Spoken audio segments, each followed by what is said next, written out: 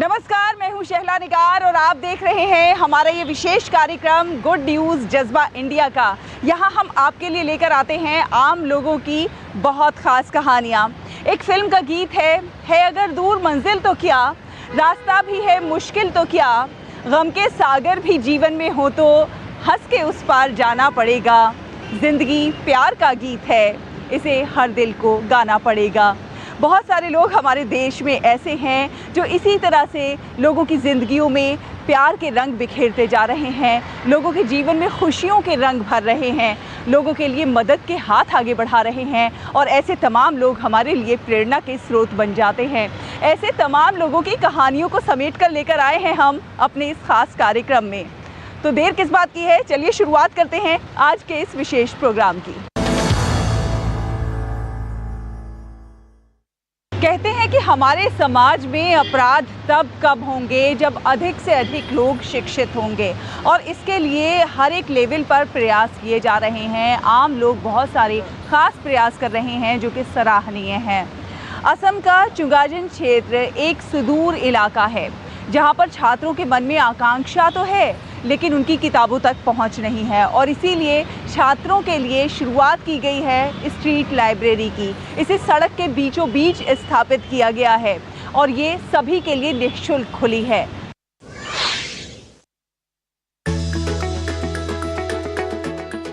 असम के गोलाघाट जिले के धनसिरी उपमंडल के अंतर्गत एक दूरस्थ क्षेत्र है चुंगाजन। ये असम नागालैंड सीमा के पास स्थित है। इस गरीबी प्रभावित क्षेत्र के छात्रों के लिए एक बड़ी चिंता का विषय था कोई पुस्तकालय का ना होना। जो छात्र अपने स्कूल के पाठ्यक्रम से बाहर की किताबें पढ़ना चाहते हैं लेकिन उनके पास खरीदने के लिए पर्याप्त पैसे नहीं हैं, वो हमेशा एक पुस्तकालय होने का सपना देखते हैं। ऐसे में प्रांतोष दास फाउंडेशन ने धनसिरी पुलिस की मदद से छात्रों की इस जरूरत को पूरा करने के साथ साथ लोगों को पुस्तक पढ़ने के लिए प्रोत्साहित करने के लिए एक अनूठी पहल की शुरुआत की। उन्होंने 2 सड़क पुस्तकालयों की स्थापना की, एक चुंगाजन में और दूसरा उसी उप विभाजन के तहत सरूपथार में। दोनों पुस्तकालय संबंधित क्षेत्र की मुख्य सड़कों के अलावा सार्वजनिक स्थानों पर है।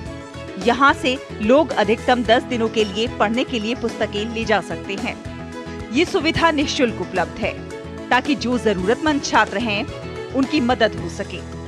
आसपास के दुकान मालिक जारी की जाने वाली और वापस प्राप्त की जाने वाली पुस्तकों की रजिस्टर प्रविष्टियां करते हैं और पुस्तकालय का रखरखाव करते हैं। इस पहल में जहां पड़ोसी दुकानदारों का साथ मिल रहा है तो वहीं जनता भी इस पहल की खूब सराहना कर रही है। छात्र भी खुश हैं क्योंकि उनको अपनी रुचि की पुस्तकें पढ़ने और निःशुल्क पढ़ने को मिल रही हैं। ये आपका स्ट्रीट लाइब्रेरी है। इससे जो इधर का जो बच्चे हैं, स्टूडेंट्स है, जो ये सब किताब सब खरीद नहीं सकते, सब इधर थोड़ा महंगा भी किताब है ना, नॉवेल है आपका, ये सब वो यहाँ आकर यहाँ पर सब पढ़ सकते हैं। इधर आपका कॉम्पिटिटिव एग्जाम से लेकर नॉवेल, उसके बाद आपका चिल्ड्रन बुक, स्टोरी बुक, सब कुछ ही है। रेस्पॉन्स बहुत अच्छा है। रिकॉर्ड बुक, इस पर आपका नाम, किताब का नाम, कब लिया और आपका फ़ोन नंबर ये देना पड़ता है। जब रिटर्न करेंगे उसमें आपका रिटर्न डेट लिख देने से हो जाता है। हमारा ये असम नागालैंड का एरिया है। इधर ये पुस्तकालय से हमारा गांव अंचल का बहुत ही लाभ होगा। ये लगाना से पढ़ने में आगे बढ़ सकते हैं। मैंने इस पुस्तकालय से पंचतंत्र की कहानियों पर एक पुस्तक ली है। मेरा मानना है कि किताबें पढ़ने से हम नई चीजें सीखेंगे और ज्ञान प्राप्त करेंगे। मैं सभी से इस पुस्तकालय में आने और किताबें पढ़ने का अनुरोध करना चाहूंगी। मैं हमारे गांव में इसे स्थापित करने के लिए प्रांतोष दास फाउंडेशन के लोगों और गोलाघाट पुलिस को भी धन्यवाद देती हूं। यहाँ पुस्तकालय में विभिन्न विषयों की किताबें हैं जो वृद्ध लोगों को भी आकर्षित करती हैं। इस पहल के माध्यम से कोशिश खासकर उन लोगों तक किताबों की पहुंच बनाने की है जो छात्र किताबें खरीदने में सक्षम नहीं हैं या जो किताबें पढ़ने की आदत छोड़ चुके हैं। हमने इसको एकदम मिडिल ऑफ द स्ट्रीट पे रखा हुआ है ताकि कोई भी चलता हुआ आदमी कोई शॉपिंग करने निकला है तो के बुक्स देख के मतलब अपनी तरफ से बुक इशू करके पढ़ाई कर सकता है। और ये इसको ऐसे ही हमने एक लाइब्रेरी सरूपथार एरिया में भी खोली हुई है और हम लोग का प्लान है कि ऐसे करते करते हर पुलिस स्टेशन एरिया में कम से कम एक स्ट्रीट लाइब्रेरी हो। यहाँ पे हमने अलग अलग एज ग्रुप के हिसाब से रखा है, जैसे स्मॉल स्टूडेंट्स के लिए हमने स्टोरी बुक्स वगैरह रखी है, जो बाकी लोग हैं उनके लिए हमने इंग्लिश लैंग्वेज लर्निंग के लिए बुक्स रखी है, कंपटीशन के लिए भी जनरल नॉलेज और रीजनिंग की बुक्स रखी है, ताकि हर एज ग्रुप के लोग इस चीज़ का लाभ उठा पाए। किताब पढ़ने की आदतें युवा पीढ़ी को अपनी आकांक्षाओं को पूरा करने में मदद कर सकती हैं और ये अप्रत्यक्ष रूप से अपराध दर को कम करने में भी मदद करती है। गोलाघाट पुलिस चाहती है कि हर पुलिस स्टेशन के आसपास कम से कम एक ऐसी स्ट्रीट लाइब्रेरी जरूर हो, ताकि युवाओं का किताबों से रिश्ता बरकरार रहे। गुड न्यूज जज्बा इंडिया के लिए असम गोलाघाट से ब्यूरो रिपोर्ट, डीडी न्यूज।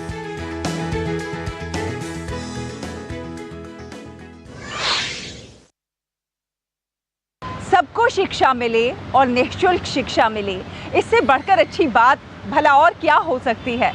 ऐसी ही अच्छी खबरों के सफर को अभी जारी रखेंगे। वक्त हुआ है एक छोटे से ब्रेक का, जल्द हाजिर होंगे। आप देखते रहिए गुड न्यूज जज्बा इंडिया का।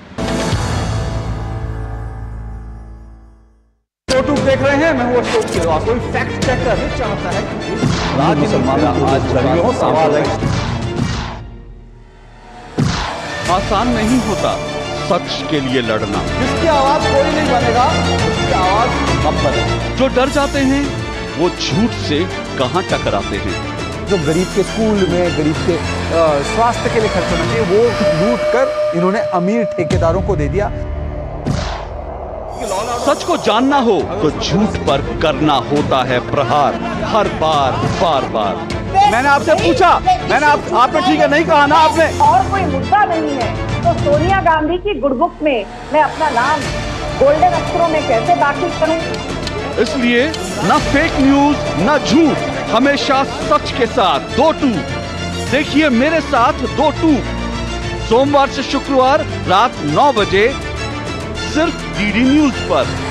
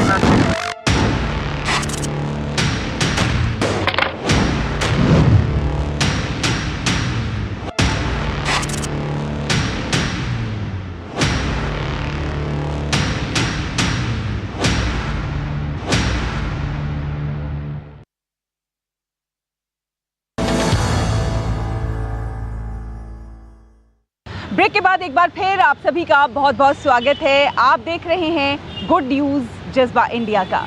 चलिए आज मैं आपसे एक सवाल करती हूँ, क्या आपने कभी देखा है गायों को शावर से नहाते हुए, गर्मी में पंखे और कूलर की हवा में आराम करते हुए और सर्दी में स्वेटर पहनकर अलाव सेकते हुए, एक ऐसी जगह जहाँ गायों के लिए विशेष अन्नकूट तैयार किया जाता हो?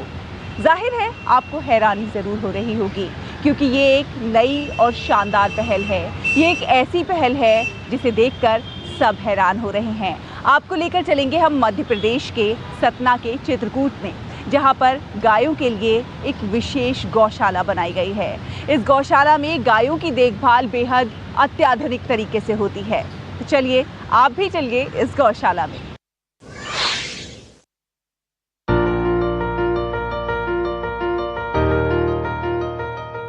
चित्रकूट में स्थापित सद्गुरु सेवा संघ की गौशाला में समर्पण भाव से गायों की सेवा की जा रही है। सद्गुरु सेवा संघ की इस गौशाला में गायें भी इंसान की तरह शावर से नहाती हैं। यहाँ इनके बीमार होने पर बेहतरीन इलाज भी मिलता है। गौशाला में गायों के रखरखाव के लिए 15 अलग अलग शेड बनाए गए हैं। वहीं गर्मियों से बचने के लिए पंखे और सर्दियों में शीतलहर से बचाव के लिए अलाव की व्यवस्था की गई है। गायों के इलाज के लिए शानदार अस्पताल और दुर्घटनाग्रस्त गायों को उपचार के लिए गौवाहिनी और स्ट्रेचर की भी व्यवस्था है। आम नागरिक की तरह यहाँ हर गाय का अपना पहचान पत्र है। यहाँ गाय की भी वैसी ही डिजिटल पहचान है जैसे आधार कार्ड के जरिए देश के आम नागरिक की है। यहाँ हजारों गाय रहती हैं और सबकी जानकारी आप महज एक क्लिक के जरिए हासिल कर सकते हैं। ट्रस्ट ने इंटरनेट आधारित एक विशेष सॉफ्टवेयर तैयार करवाकर गौ सेवा केंद्र की सभी गौवंश का डाटाबेस तैयार किया है, जिस पर गाय की नस्ल, उम्र, वजन और सारी जानकारी मिल जाती है। जो घायल गाय रहती हैं जैसे बाहर से हैं तो उनको क्या करते हैं, हमारी एक मशीन है ना, लिफ्टिंग गाड़ी है, उसमें क्या है 2 आदमी जाते हैं, उसको लिफ्ट करके यहाँ ले आते हैं। फिर हमारी पूरी टीम है उसको ऑब्जर्व करती है क्या कैसे उसको चोट लगी, कहाँ चोट लगी है।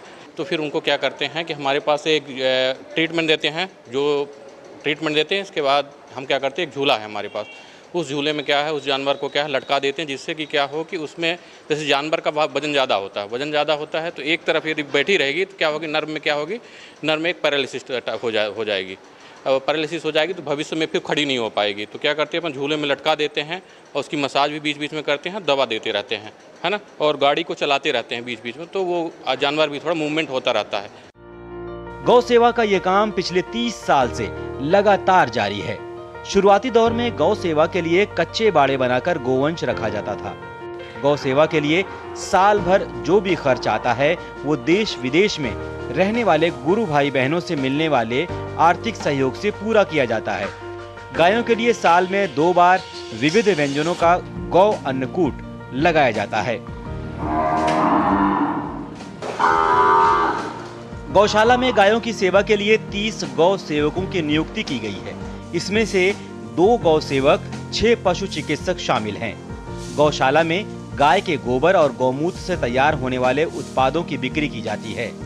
गौ सेवा केंद्र में गोवंश के गोबर और गौमूत्र से गमले, धूप बत्ती, गोमूत्र अर्क, गौकाष्ठ, फिनाइल, खाद, मच्छर धूप, पूजा धूप आदि का निर्माण गौ सेवा केंद्र में किया जाता है, जो पर्यावरण संरक्षण की दृष्टि से भी काफी महत्वपूर्ण है।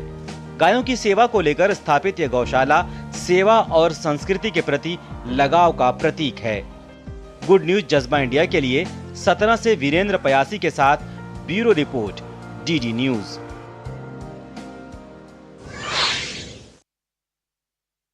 दृष्टि बाधित लोगों के लिए आम रेस्तरां मेन्यू को समझना एक कठिन काम हो सकता है, क्योंकि हम देखते हैं कि शायद ही कहीं पर ब्रेल लिपि में मेन्यू होता हो, और ये मुद्दा इसीलिए रेस्तरां उद्योग में प्रमुखता से छाया भी रहता है। हालांकि इस दिशा में एक सकारात्मक कदम उठा है। आपको इंदौर लेकर चलेंगे, एक रेस्टोरेंट में लेकर चलेंगे जहां पर दृष्टिबाधित लोगों के लिए विशेष मेन्यू तैयार किया गया है।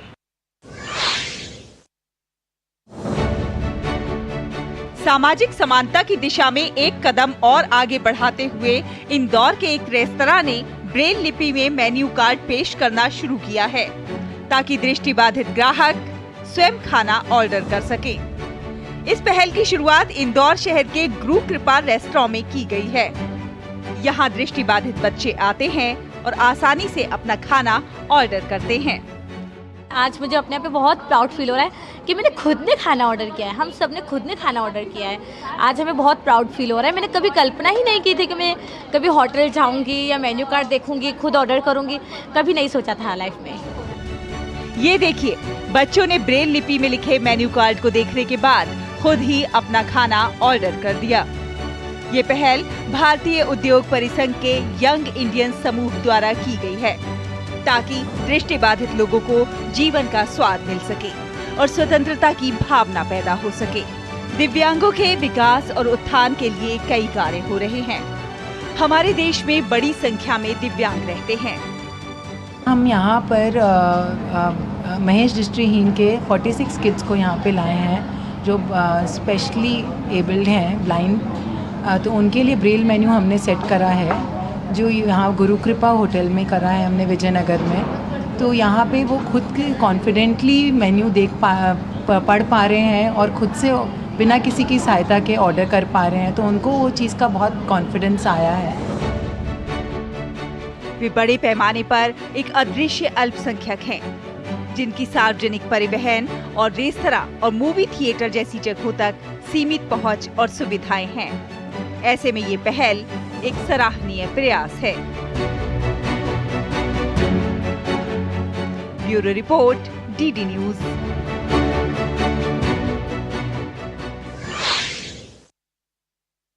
फिलहाल वक्त एक छोटे से ब्रेक का हुआ है। ब्रेक के उस पार खबरों का ये सफर जारी रहेगा। आप देखते रहिए गुड न्यूज जज्बा इंडिया का। यूट्यूब देख रहे हैं, मैं हूं अशोक केरवा। कोई फैक्ट चेक करना चाहता है कि राज्य मुसलमानों को आज लड़ियों सवाल है।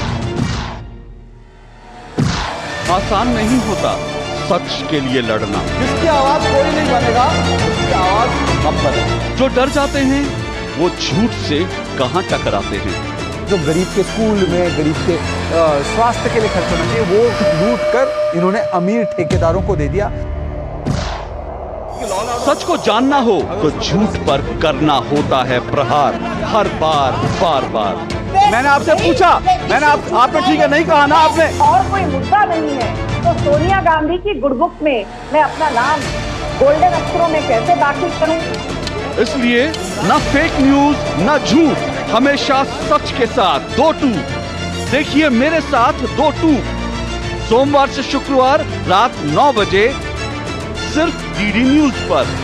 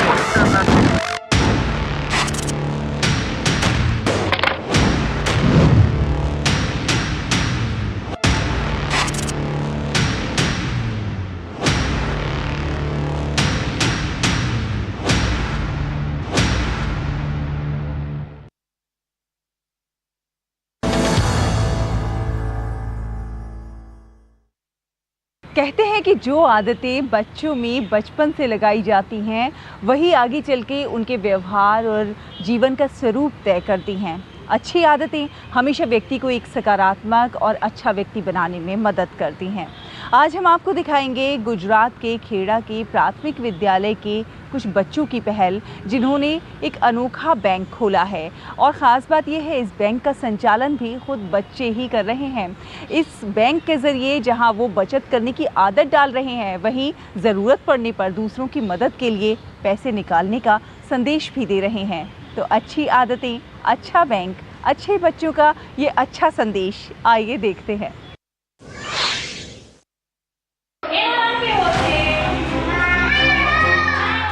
ये है खेड़ा जिले के प्राथमिक विद्यालय की काजीपुरा बैंक। इस बैंक को बच्चे चलाते हैं। यहाँ पर मैनेजर से लेकर खाता खोलने वाले तक सभी बच्चे ही हैं और ग्राहक बनकर खातों में पैसा जमा कराने वाले भी बच्चे ही।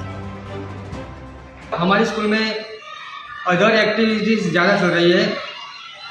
सांस्कृतिक कार्यक्रम चल रहे हैं, यहाँ प्रवास पर्यटन चल रहे हैं, योगा कंपटीशन चल रही है। तो सभी के लिए वो हम पैसे मंगवाते हैं घर से, तो काफ़ी बच्चे वो पैसे ला नहीं पाते। तो हमने वो सोच के यहाँ विचार आया हमें, और हमने तय किया कि हम यहाँ बैंक ऑफ काजीपुरा बनाए। और इससे फ़ायदा ये हुआ है कि जो बच्चे हैं वो बचपन से ही पैसे का मूल्य समझने लगे। इससे गांव के सरपंच, सारे बच्चों के पेरेंट्स भी ज़्यादा खुश हैं इससे। दरअसल स्कूल में आने वाले बच्चे पैसों के खर्च और उसकी बचत को समझ सकें, इसके लिए ये प्रयास किया गया है और अब ये इनके जीवन का अहम हिस्सा बन चुका है। यहाँ के सेविंग अकाउंट में बच्चों द्वारा अपनी बचत के पैसों को जमा किया जाता है और जरूरत के अनुसार उन्हें निकालकर पुस्तकें खरीदने, बाल मेला और शिक्षा से जुड़ी वस्तुओं की खरीदारी में इस्तेमाल किया जाता है। जो पैसे मुझे घर पे से मिलते हैं, उन पैसों में से थोड़े पैसे मैं मेरी ज़रूरत की चीज़ों में यूज़ करती हूँ और थोड़े पैसे मैं बचत बैंक में जमा कराती हूँ। इस बचत बैंक से हम हमारी शाला में से कोई प्रवास पर्यटन हो या हमारी शाला में फूड फेस्टिवल भी सेलिब्रेट किया जा रहा है, उन पैसों में हम बचत बैंक में जो पैसा जमा कराते हैं उन पैसों में से खरीद कर हम प्रवास पर्यटन और फूड फेस्टिवल में सेलिब्रेट में यूज़ कर सकते हैं। और हमारी पढ़ाई का कोई भी खर्च हो या हमें कोई पुस्तक लेनी हो या कोई पेंसिल जो हम रामहाट में से ले सकते हैं। इस बैंक को कक्षा 1 से कक्षा 8 तक के पढ़ने वाले बच्चे चलाते हैं। यहाँ अब तक 242 बैंक खाते खुल चुके हैं और इस बैंक द्वारा बच्चों को वार्षिक 8% ब्याज विद्यालय के शिक्षकों द्वारा दिया जाता है। आज इस बैंक में पैसों की बचत करने वाले बच्चे अपने छोटे बड़े खर्चों के लिए परिवार पर निर्भर नहीं हैं। ये बच्चे पैसों की कीमत और उसके उपयोग को समझने में सक्षम बन रहे हैं। हमने जो बैंक स्टार्ट किया है उसमें वो बच्चे अपने पैसे जमा करते हैं और इस पैसों से वो बहुत सारी एक्टिविटी में अपने पैसा खर्च करके वो अपना हिस्सा ले सकते हैं, जैसे कि प्रवास करना हो या फिर उनकी ज़रूरत की कोई चीज़ें खरीदना हो, योगा में हम जो कॉस्ट्यूम बनवाते हैं उनके लिए उसमें पैसे खर्च करना हो। और इससे बच्चों को फ़ायदा भी मिल रहा है और एक बच्चों का देख के दूसरे बच्चे भी इसमें इंटरेस्ट ले रहे हैं और बचत कर रहे हैं। शिक्षा केवल किताबी नहीं होती, व्यवहारिक जीवन में उपयोगी कामों की शिक्षा देना भी बहुत जरूरी है। ये मासूम बच्चे हमारे देश के वो युवा होंगे जो आगे चलकर कोई इंजीनियर तो कोई डॉक्टर या कोई कर्मचारी जीवन के उस पड़ाव में प्रकृति का दोहन किए बिना कैसे सकारात्मक रूप से आगे बढ़ा जा सकता है, ये बच्चे ना सिर्फ खुद सीख रहे हैं बल्कि औरों को भी सिखा रहे हैं। गुड न्यूज जज्बा इंडिया के लिए गुजरात के खेड़ा से विक्रम परमार की रिपोर्ट, डीडी न्यूज।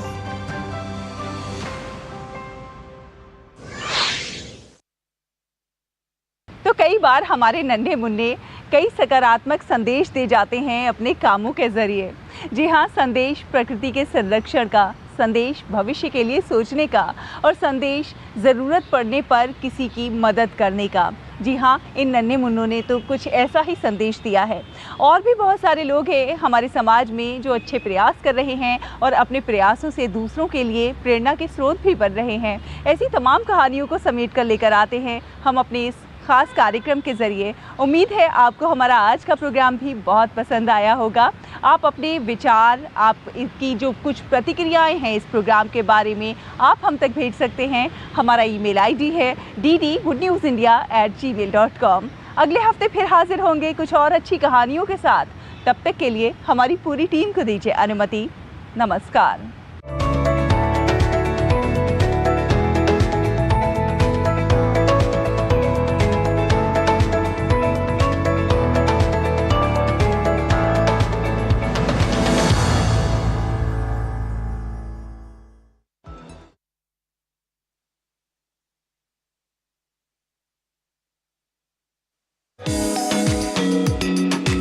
लोगों की मेहनत लाई रंग, जन सहभागिता से सोत नदी को मिला पुनर्जीवन।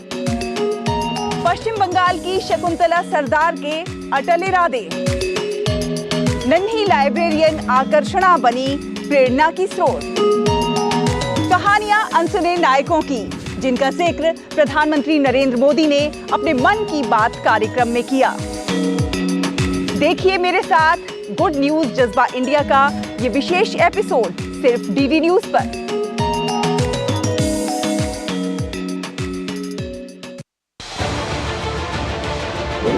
उत्तर से दक्षिण तक, पूर्व से पश्चिम तक, देश हो या दुनिया की खबर है तो पढ़ता